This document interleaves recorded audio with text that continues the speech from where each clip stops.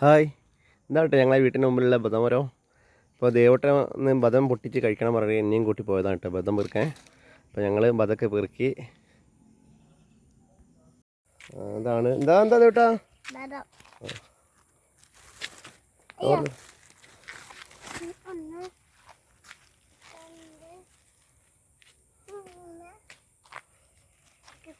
എത്ര കിട്ടി? കുറേ കിട്ടിയിട്ടുണ്ടല്ലോ. വാ പോവാ, ഇനി നമ്മൾ പൊട്ടിച്ച് കഴിക്കാം. മതി മതിടാ, വാ പോവാ,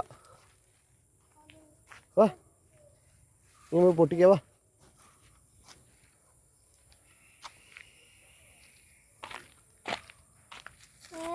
എടിയാ പൊന്തിച്ച് കാണിച്ചോന്ന്. ഇതെന്താ സാധനം ദേവട്ടാ? വാ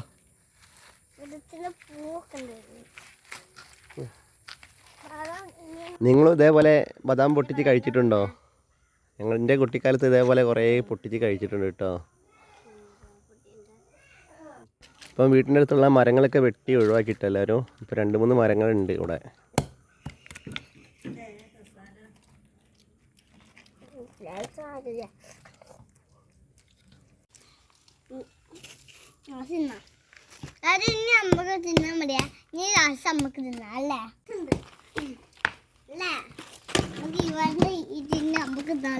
ദേവട്ടൻ ദേവട്ടിനോട് പറഞ്ഞു കേട്ടില്ലേ, പൊട്ടിച്ച് കഴിഞ്ഞിട്ട് ലാസ്റ്റ് കഴിക്കാന്ന്. എന്നിട്ട് ദേവട്ടി കാണാതെ ദേവട്ട ഓരോന്നെടുത്ത് ഇങ്ങനെ കഴിക്കാൻ കേട്ടോ.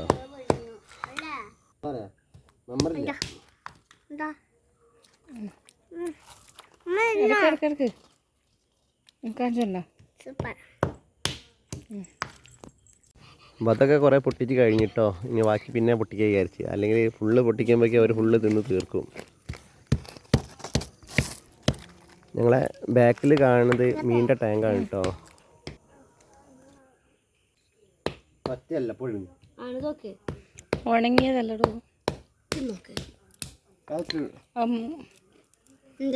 മുള വരികയായിരിക്കും.